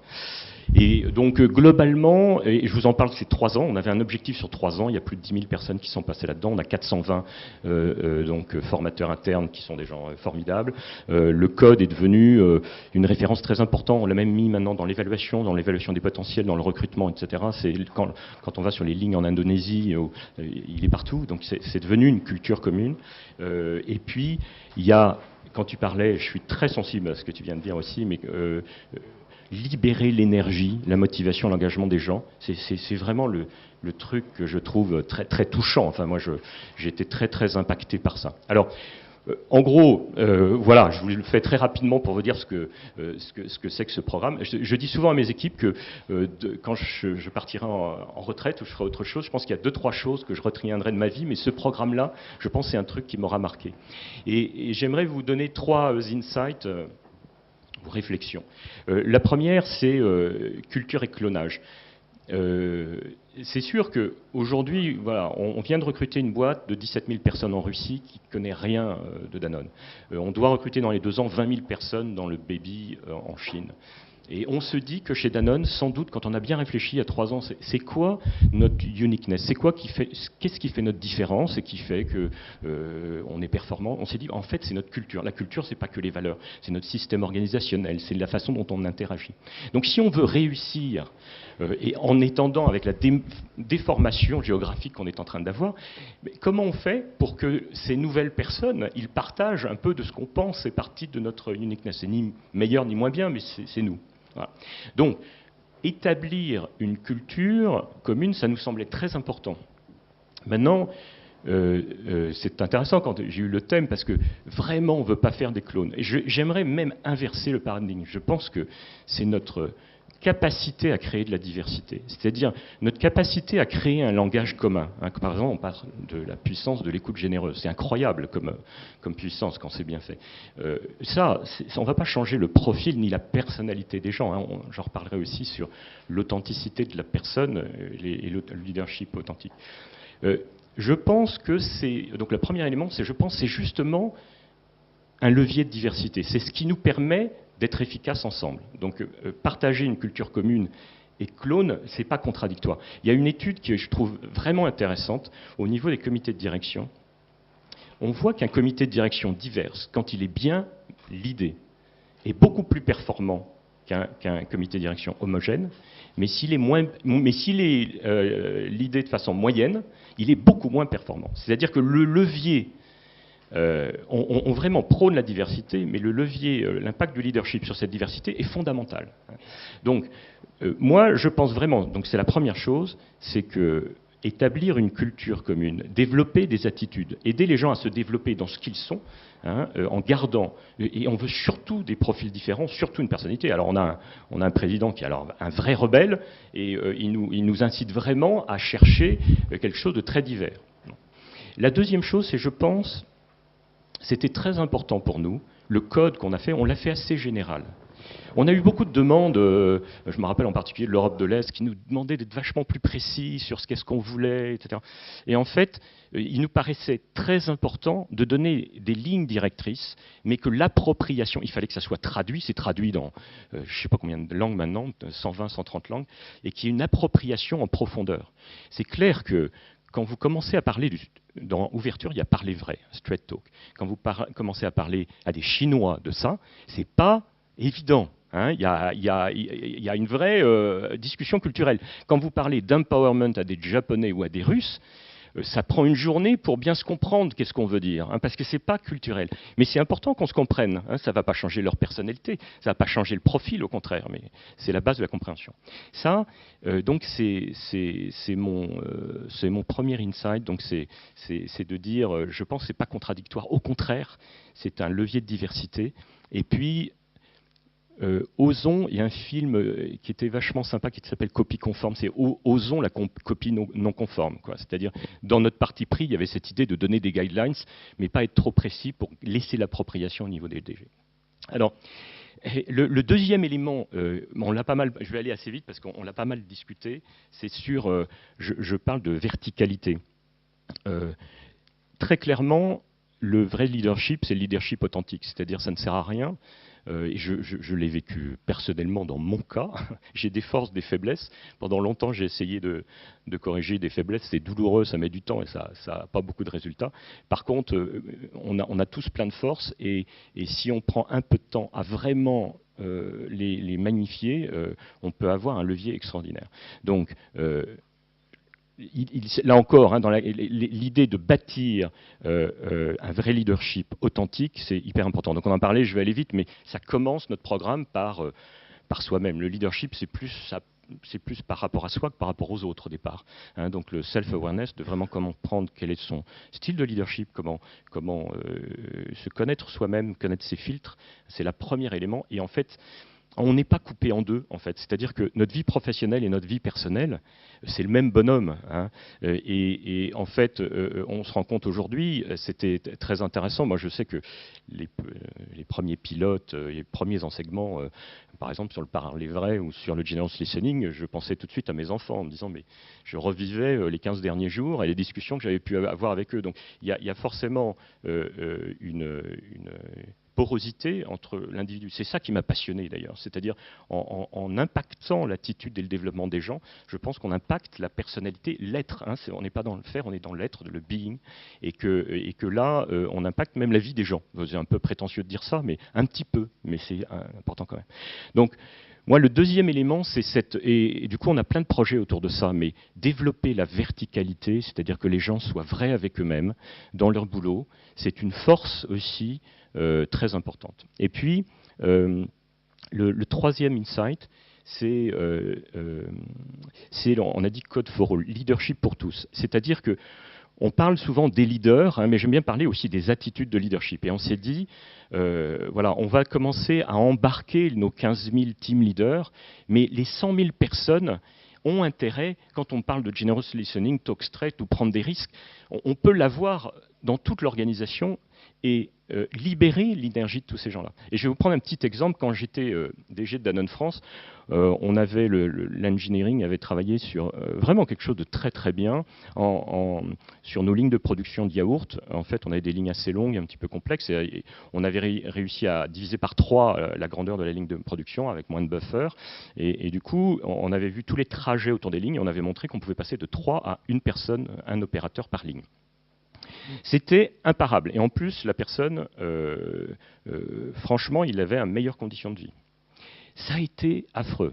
Ça a été affreux dans le change management, c'est-à-dire la façon dont on a essayé de convaincre les gens. Bien sûr, il y avait beaucoup de peur, beaucoup de résistance, peur pour leur job, bien sûr, hein, mais d'autres résistances. Et la façon de créer qu'on avait, je pense, intelligente de faire, essayer d'appliquer, on l'a fait, mais avec beaucoup de douleur et à mon avis avec une efficacité modérée à la fin. Et puis il y a un programme qu'on a développé qui s'appelle Dueños en Argentine. Dueños, ça veut dire propriétaire, et en fait sur lequel chacun des opérateurs sur la ligne de production est propriétaire. Alors il est propriétaire de son bout de ligne. Ça veut dire qu'on lui demande de prendre des responsabilités, d'anticiper des choses, qu'on lui fait confiance sur un certain nombre de choses. Alors, j'y reviendrai, hein, parce que c'est pas rien, hein, comme organisationnellement, c'est très structurant. Mais je parle d'abord du résultat, puis je veux dire 2-3 mots sur les conditions. Le résultat, c'est qu'en fait, je pense qu'ils ont mieux fait qu'en France, en demandant aux gens de travailler eux-mêmes sur la simplification de leur travail. Ils ont travaillé donc du bottom-up, hein, davantage, et aujourd'hui, l'usine est plus performante en Argentine, qu'il ne faut pas leur dire, hein, que chez Danone France, hein, et je pense que la façon dont on a opéré était extrêmement plus engageante, où on a donné l'empowerment vraiment aux gens, et où on leur a demandé de créer la simplification de leur usine. Juste un mot là-dessus. Ça paraît simple comme ça, mais ça veut dire qu'il faut former les managers, ça veut dire qu'il faut former ces gens-là, il faut leur faire confiance, il faut accepter les rebelles, et il faut donner des moyens, parce que si vous leur demandez trouvez-moi des idées, puis quand ils ont des idées, vous ne pouvez pas les payer, tout est par terre. Donc c'est juste très simplement, mais enfin c'est beaucoup plus compliqué qu'il n'y paraît. Mais c'est cette idée que les attitudes de leadership, c'est des choses qui sont développemantes pour l'ensemble de la boîte. J'ai 1 minute encore ou je suis trop long déjà? J'arrête. Bon, voilà, je suis un peu passionné, je suis désolé. Il y aura des questions. Voilà, merci. En tout cas, je pense que c'est un des programmes qui a été les plus impactants chez Danone des 10 dernières années en tant que levier de transformation. Voilà. Merci Nicolas. Je me pose une question. Finalement, ce leadership dont nous parlons avec passion depuis ce matin, c'est une mode, encore une mode de plus, ou est-ce qu'il s'agit d'un mouvement de fond? Peut-être sur ce point-là, je pense que c'est très clairement un mouvement de fond. En tout cas, les considérations objectives qui nous poussent aujourd'hui à avoir besoin de ce leadership, de cette inventivité, de cet engagement personnel, me paraissent durables. Donc en tout cas, du côté de l'administration, je pense qu'on a une bonne dizaine d'années tranquilles où on sait que voilà, on a besoin vraiment de faire fleurir ce leadership. Et alors il y a beaucoup de choses qui ont été dites sur les convictions en matière de leadership. Moi, je crois que ce qui est vraiment important, c'est l'authenticité et l'identité, le centrage dont on parlait tout à l'heure.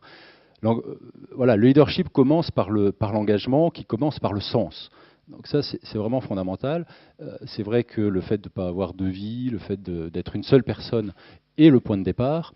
Et en tout cas, pour nous, c'est aussi cette prise de conscience ou cette réalité, c'est aussi le grand défi, vu l'échelle de l'administration, pour créer cet engagement et les conditions de cet engagement. D'autant plus que nous, on l'entend beaucoup dans notre réforme, c'est donner du sens. Aidez-nous à donner du sens. Et c'est vrai qu'il y a une parole politique, c'est vrai qu'il y a une parole de l'encadrement qui doit éclairer l'avenir, qui doit dire ce pourquoi nous faisons les choses. Mais fondamentalement, à la fin de la journée, le sens est d'abord un choix personnel. Est-ce que le travail que je fais, est-ce que le service que je rends a du sens pour moi?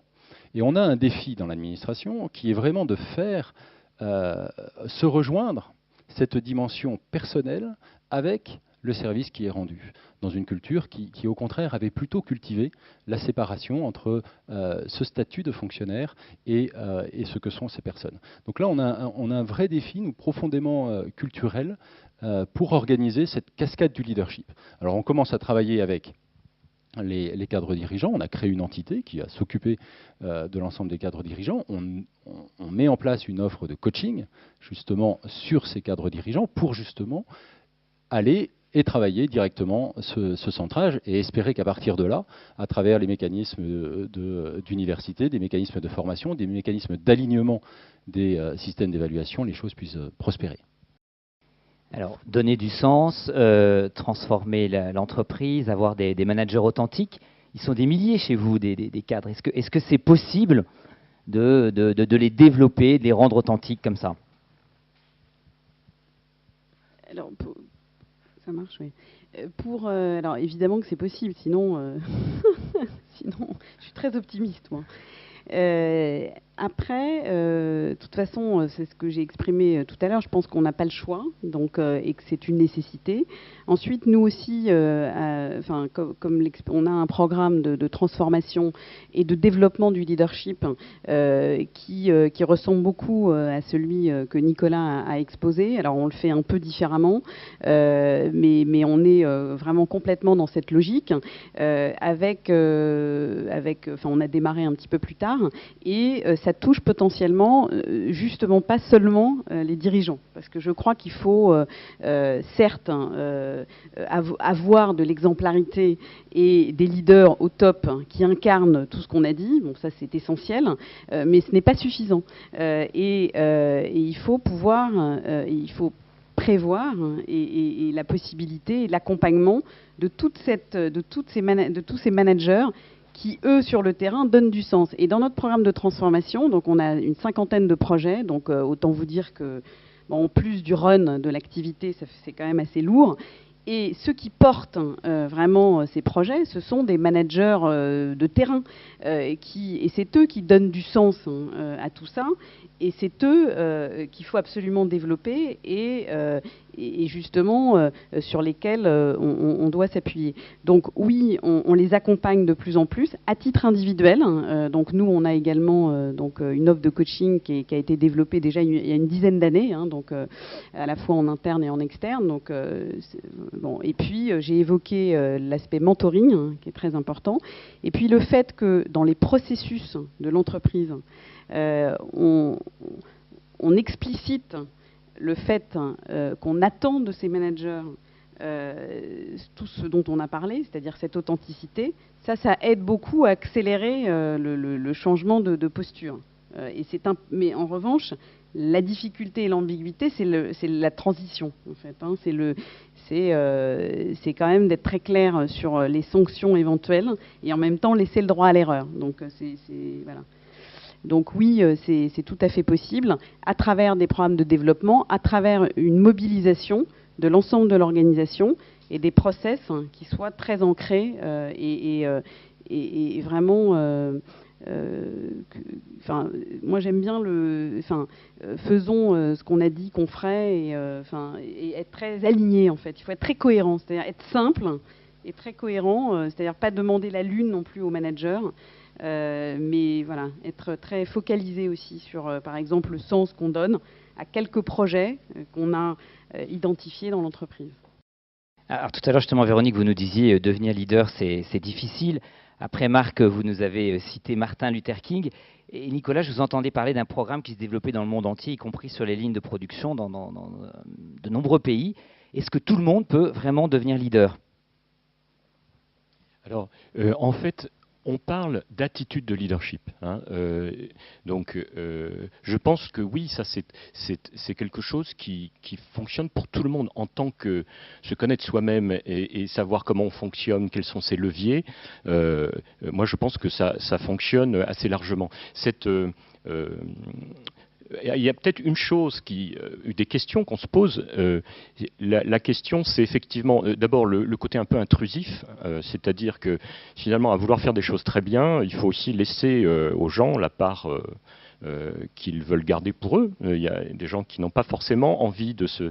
On a presque un risque de surengagement chez Danone. On a un engagement très important, mais presque un risque de surengagement qui peut amener du surstress. Donc comment on gère les gens qui ne veulent pas, rentrer dans ce système-là, hein. Et donc ça, on n'a pas réglé encore, mais... Et puis sur l'authenticité, moi, j'ai envie de dire aussi, il y a une chose qui m'a beaucoup frappé sur le oser être soi-même, c'est le woman leadership. Donc, il faudrait que je te laisse parler, toi. Mais on s'est rendu compte que, en fait, on avait, comme beaucoup d'entreprises, plus on s'élevait dans les hiérarchies, en fait, moins il y avait de femmes, alors qu'on était à 50-50 au niveau manager et puis au niveau directeur. Et donc il y a tout un programme, mais je pense qu'il y a beaucoup de boîtes qui font ça, sur cette réflexion. Et en fait, on a fait quelque chose qui est oser être soi-même, parce que je pense que ça, c'est particulièrement vrai au niveau du leadership féminin, hein. Et je vois là depuis 2 ans vraiment des choses qui se passent sur du coup l'attitude. féminin. Donc je n'ai pas tout à fait répondu à ta question, mais c'est pas grave. Mais donc oui, au niveau, je pense que c'est quelque chose. Ce que j'aimerais dire aussi, c'est pas grave de ne pas en faire des Martin Luther King. Hein. On parle de one degree change, c'est-à-dire que si simplement on peut changer de 1-2% son degré ou sa façon d'être, et qu'on fait ça dans la continuité, c'est déjà très important. Hein. Donc je pense qu'il y a ça, et puis il y a cette histoire de voyage, hein, c'est qu'il ne faut surtout pas penser que... Donc, voilà. Et puis il faut aider un petit peu les gens à... oser être soi-même, en fait, c'est beaucoup plus compliqué qu'on ne le pense, et on peut être aidé pour se connaître et pour se projeter. Je voudrais juste dire un mot sur les aspects de leadership point. au féminin, parce que donc on a mis en place un système de revue talent, enfin depuis, au niveau du COMEX, et au bout d'une année, donc j'ai eu un échange très intéressant avec notre président en lui disant, regarde, finalement. C'est amusant parce que les conclusions de ces revues, alors pour les femmes, systématiquement, c'est doit mieux gérer son émotionnel. Et pour les hommes, en fait, tout baigne. Et là, c'est le poste d'après, etc. Mais en aucun cas, on va dire, il est trop ceci, etc. Non. Et donc, bon. Et dans les discussions, par exemple, il y avait quand même des niveaux de discussion assez intéressants. Et on a beaucoup progressé sur le sujet, mais je voudrais quand même le partager avec vous. Donc, par exemple, on disait un tel, bah, tiens, tel job, etc. Et là, réaction, essentiellement masculine, ah oui, mais il faut beaucoup travailler. Ah, tiens, bon. Donc, les femmes ne travaillent pas beaucoup.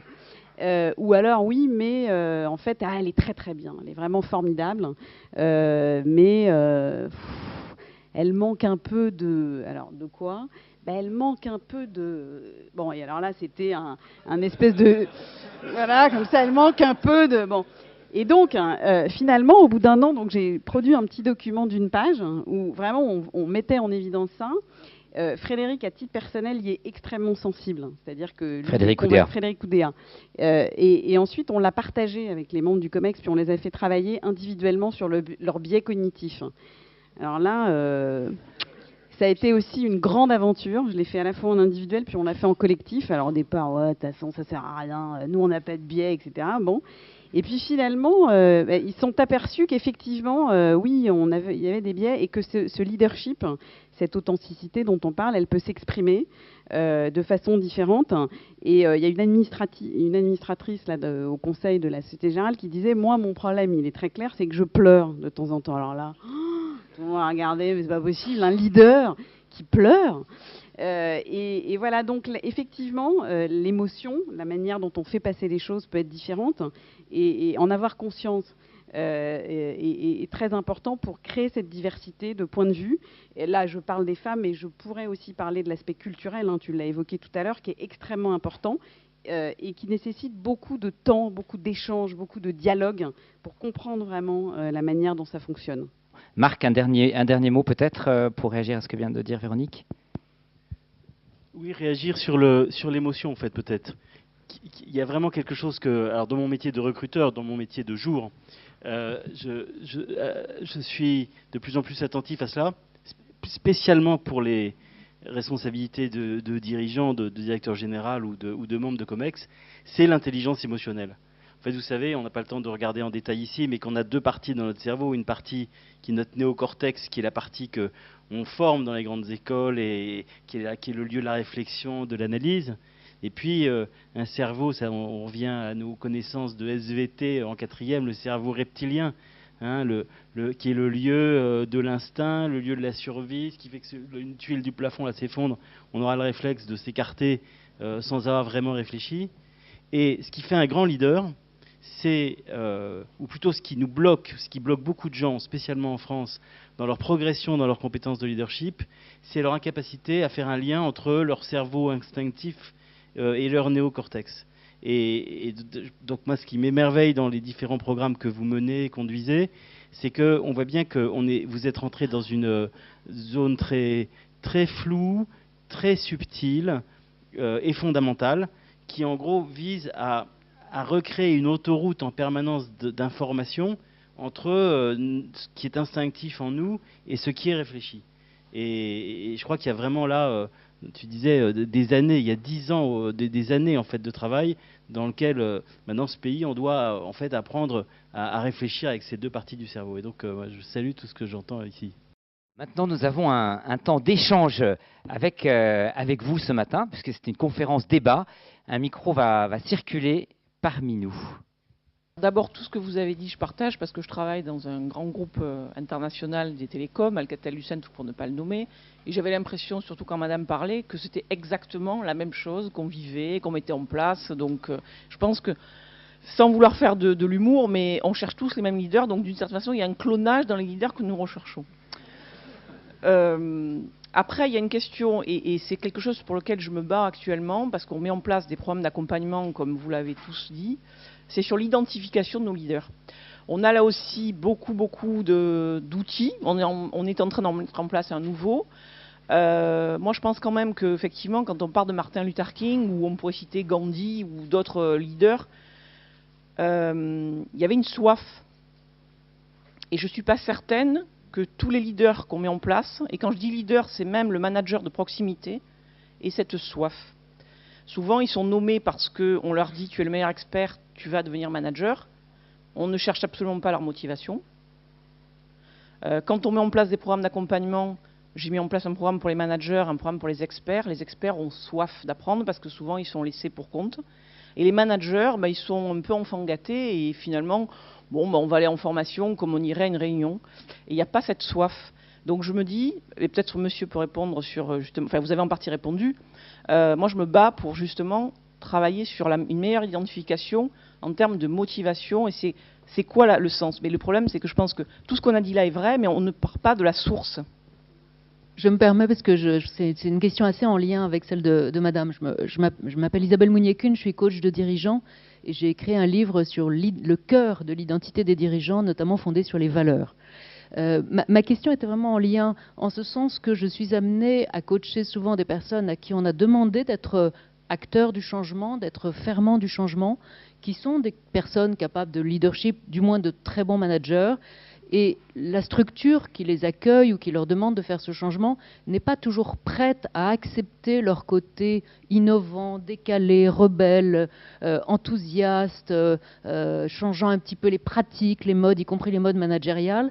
Et je trouve que autant dans le panel, on a eu un merveilleux exemple de capacité à changer les personnes dans des cadres prêts à les faire changer, autant je constate souvent que le cadre de travail, de l'environnement professionnel, n'accepte pas le leader prêt à faire du changement. Je voulais interpeller le panel à ce sujet. Je dis un mot avant de m'effacer, malheureusement. Je suis allé la semaine dernière voir l'aquarium du Trocadéro avec mes enfants. J'en ai 5, donc je me bats les flancs pour trouver des choses à faire le week-end. Et il y avait des petites grenouilles exotiques, rares, magnifiques. Elles sont toutes petites, 2-3 cm de long. Elles sont orange, vert, bleu, rouge, très vifs. Et la plupart d'entre elles, si vous les touchez, d'ailleurs, elles sont mortelles instantanément. Mais ça, c'est un détail par rapport à mon point. Le sujet, c'est comment est-ce qu'on fait pour élever des grenouilles exotiques rares et qu'elles se reproduisent. Parce qu'en fait, c'est aussi compliqué, voire plus compliqué encore, que de faire émerger un leader. Pardon pour la métaphore, hein, si certains se sentent choqués par elle. Et ce qui fait qu'on y arrive, c'est le mot que tu as utilisé, c'est l'écosystème. C'est-à-dire que pour que ces petites grenouilles se reproduisent, il faut leur mettre la bonne lumière, la bonne terre, la bonne humidité, la bonne orientation. Et donc je crois qu'il y a, et je pense que c'est ce que vous faites en fait les uns et les autres, non seulement à travailler sur l'accompagnement, ce que vous faites dans votre métier, pour la deuxième question, mais aussi pour la première, il y a une réflexion très importante sur qu'est-ce que doit être la création de l'écosystème qui aboutit au développement et à la reproduction de ces talents si rares. C'est vrai que l'écosystème va créer le terreau, l'humus, n'est-ce pas, pour faire germer ces leaders. Et la question que vous posiez, c'est finalement, ils sont un petit peu enfants gâtés, ces leaders, et d'une certaine manière, moyennement motivés. Alors la question, c'est doit-on former et accompagner ceux qui sont motivés, parce qu'effectivement, ils vont en profiter un maximum, et laisser tomber, dans ce cas-là, les non motivés. Or, notre expérience, n'est-ce pas, c'est qu'en général, les moins motivés sont souvent ceux qui en ont le plus besoin. Et donc, de fait, si on dit qui veut venir, qui est motivé, on aura les gens qui en ont déjà fait 10 000 programmes et qui sont déjà, en général, bien développés. Donc tout l'enjeu, c'est précisément de saisir ceux qui traînent un peu les pieds, ceux qui râlent de temps en temps, parce qu'ils vont découvrir quelque chose. Et ça, c'est aussi notre enjeu quand on accompagne ces dirigeants, c'est de creuser le désir. C'est pour susciter cette prise de conscience et créer cette capacité à se remettre en cause et à apprendre. Et donc, la condition requise n'est pas de dire « moi je veux d'abord », parce qu'en fait, ils ne le veulent pas toujours, mais notre challenge d'accompagnateur, c'est de susciter ce désir profond, et là, après, il se passe effectivement des choses merveilleuses. Peut-être un mot pour compléter, il y a ce côté désir de chacun, et je crois que la ligne hiérarchique a un rôle extrêmement important au moment du recrutement. Vous l'avez évoqué dans votre question.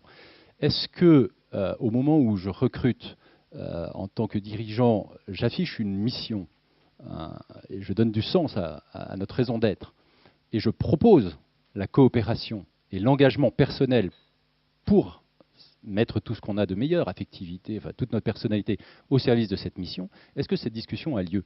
Est-ce que cette proposition est faite? Si cette proposition est faite, s'il y a désir, il peut y avoir engagement. Si la proposition n'est pas faite, eh bien, un outil que je vais utiliser, c'est un outil que je vais utiliser. Mais ne lui demandons pas, à ce moment-là, d'être très engagé. Donc, je crois qu'il y a une vraie formation du côté du recrutement et de la ligne hiérarchique pour proposer cet engagement et avoir cet engagement affectif et émotionnel. Il y a en fait un paradoxe intéressant, puisqu'en même temps, il doit y avoir une prise de conscience chez ceux qui peuvent, mais il doit y avoir une mise en place d'écosystèmes, puisque sinon, on arrive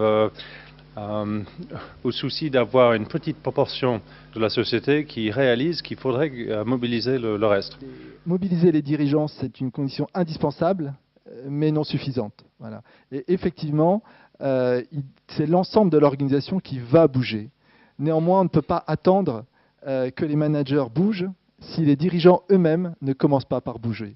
Parce que c'est un effet déclencheur, c'est un effet d'exemplarité, et d'où l'importance et l'urgence de sensibiliser les dirigeants, qui sont souvent finalement dans une position assez confortable. Voilà, il faudrait un programme pour mes managers, mais il faudrait d'abord commencer par lui-même, parce que c'est sa capacité à bouger qui fera bouger l'ensemble de l'organisation.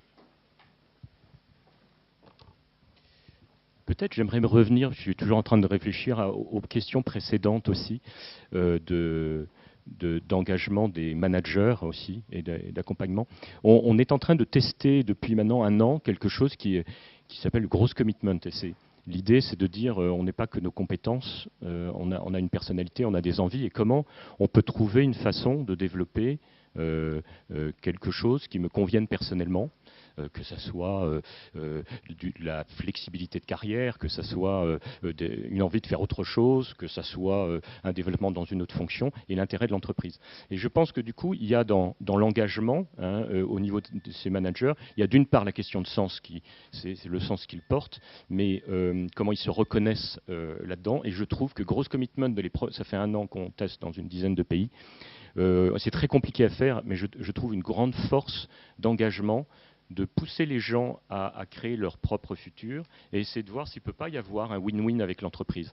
Et sur des personnes qui sont plus différentes, ce n'est pas forcément les talents les plus élevés, il y a moins de questions parce que c'est assez direct, mais je pense à des gens seniors ou des gens qui ont des profils différents ou des gens qui ne sont pas évolutifs, ou des gens qui sont un peu... essayer d'inventer des choses qui soient plus des win-win. Et ça, je trouve que c'est un élément. Et puis peut-être un deuxième élément de réflexion. Je peux comprendre ce que vous dites en Europe, mais moi, quand je vois dans les pays émergents, Chine, en Inde, au Brésil, etc., franchement, la mobilisation est extrêmement forte pour d'autres leviers. Mais là aussi, quand on regarde internationalement, ce n'est pas les mêmes problèmes partout. Je pense que, d'une part, la gestion de la contradiction est un des boulots clés d'un dirigeant. Enfin, il y a la responsabilisation de l'entreprise, le court terme, moyen terme, la responsabilité sociale, etc. De toute façon, il y a ce management de la contradiction qui fait partie du boulot. Donc, faut pas. Donc, je pense que ça, c'est un premier élément. Et puis, deuxièmement, en fait, je ne suis pas d'accord. C'est-à-dire, je pense que si l'entreprise qui veut faire, comme vous le dites, c'est-à-dire contrôler, centralement sur une grande entreprise, je pense qu'elle va être confrontée à de grosses difficultés. Donc je pense qu'à un moment, il va y avoir quand même des évolutions d'organisation qui sont quand même plus sur une responsabilisation. Alors ça peut descendre plus ou moins bas, hein, mais je pense que ça c'est quand même un élément de fond, c'est pas un élément de mode. Oui, peut-être juste un point. Nous, évidemment, on a toutes ces problématiques de centre et de déconcentré. Je crois que le leadership est justement une réponse et que derrière la capacité d'initiative arrive avec cette capacité d'initiative opportune la démonstration que la confiance doit aussi être jouée.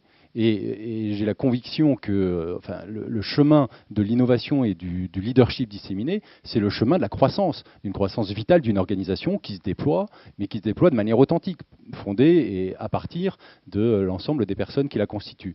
Donc moi, j'aurais tendance à dire oui, ce que vous décrivez est sans doute une réalité bien présente, mais ne nous arrêtons pas à cause de cela. Au contraire, promouvons un leadership qui crée un dialogue responsable, subsidiaire entre le centre et le déconcentré. Oui, juste pour compléter, moi je souscris tout à fait à ce qui a été dit et je suis sensible à ce que vous dites puisque à la Société Générale, on s'est beaucoup interrogé sur cette notion de subsidiarité et de cohérence, avec forcément, compte tenu de la crise et de ce qui nous est arrivé, un renforcement du centre, c'est-à-dire vers beaucoup plus de cohérence et de contrôle. Et néanmoins, par rapport à ce qu'on disait tout à l'heure, je pense que oui, il y a de la contradiction, mais ça c'est inévitable. Et voilà. Et en même temps, on y arrivera par. Je parlais de liberté tout à l'heure. Être un leader libre, c'est avoir de la marge de manœuvre, parce que sinon, c'est juste pas possible. Et compte tenu maintenant de la taille de nos organisations, tu évoquais l'aspect culturel et géographique. Nous, on est présents dans 85 pays, on est 160 000. Donc, de toute façon, trouver des relais de croissance en local et sur différents business, ça passe par la responsabilisation et l'empowerment des managers et des leaders. Après, c'est une question de cadre, c'est-à-dire de règles du jeu pour assurer néanmoins une cohérence et le contrôle de l'entreprise. Et cette cohérence et ce contrôle, ça passe au-delà des aspects de reporting financier. On a fait des réunions avec nos ambassadeurs récemment qui disaient arrêtez la course aux armements de reporting, on n'en peut plus. Bon. Et c'est vrai que il faut doser, parce que sinon on passe son temps à faire du reporting. Bon. Il y a un besoin évidemment de reporting très factuel, mais le plus important c'est la culture justement. Et c'est la capacité quand même à mettre en commun, à vivre en commun un certain nombre de choses, et même en étant autonome, avoir quand même une façon de faire qui est commune, même si évidemment on doit être libre, c'est ce dont on parlait. Donc c'est délicat et c'est ça qu'on essaye de faire émerger. Donc c'est pas simple. Voilà, alors qu'est-ce que nous entendons au terme de cette matinée avec ces échanges tout à fait passionnants, et merci à chacun d'entre vous, à Nicolas, François-Daniel, Véronique. Je ne vais pas refaire un discours, simplement quelques mots. Nous avons entendu leadership authentique, être centré, finalement se connaître soi-même, ça comme finalement la condition même, comme de possibilité pour rencontrer les autres, pour créer ce lien, créer de l'intelligence collective, créer de la performance collective. Ce n'est donc pas finalement se détruire soi-même, s'oublier soi-même, c'est pas faire un copier-coller. Vous voyez, faire un clonage massif, mais finalement c'est se découvrir soi-même avec ses fragilités, avec ses qualités, et rentrer en communication, entrer en dialogue, la capacité à coopérer ensemble. Ça c'est la vision horizontale, et la vision verticale, c'est savoir vraiment ce rêve que nous voulons porter. Ça peut paraître un petit peu utopique pour certains. Ouais, mais je suis dans l'entreprise, c'est pas pour faire un rêve quand même. Eh bien, j'oserais dire si. Oui, tout à fait. On peut porter une valeur. Quelle contribution au bien commun voulons-nous offrir à notre monde et à notre entreprise et aux consommateurs et aux clients et à tous? En fait, nous avons effectivement une contribution. Et finalement, on met toujours sur, ouais, vous savez, mon chef, lui, il est comme ça. Et puis, alors, mon entreprise, si vous saviez. On a toujours de belles excuses, en fait. C'est toujours les autres, c'est toujours la structure. Et si c'était moi? Alors, je voudrais juste, pour terminer, vous livrer une petite citation amusante. Si vous avez l'impression que vous êtes trop petite pour pouvoir changer quelque chose, essayez donc de dormir avec un moustique et vous verrez lequel des deux empêche l'autre de dormir.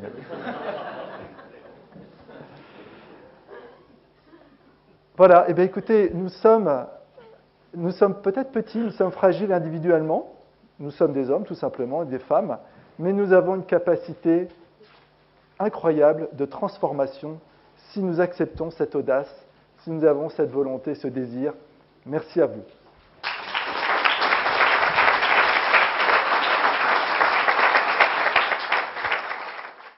Juste un très court mot à la fin pour clore cette conférence ce matin. Je voudrais remercier les intervenants pour leur excellence, pour leur façon authentique en fait, de partager sur les sujets et les expériences que vous menez dans les entreprises. J'espère en tous les cas que vous repartez avec des idées pour vos entreprises, pour vos équipes, pour des choses que vous pourrez mettre en place.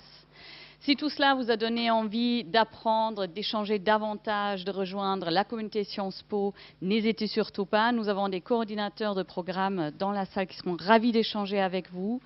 Encore une fois, j'espère que vous emmenez quelque chose de cette réunion ce matin. A été vraiment extrêmement riche. Merci encore aux intervenants, à Olivier et Michel pour le partage de leurs compétences et pour l'animation. Et merci à vous tous d'avoir été présents et d'avoir activement contribué à cette conférence. Et au plaisir de revoir à la prochaine conférence qui aura lieu le 6 octobre. Merci beaucoup et bonne journée.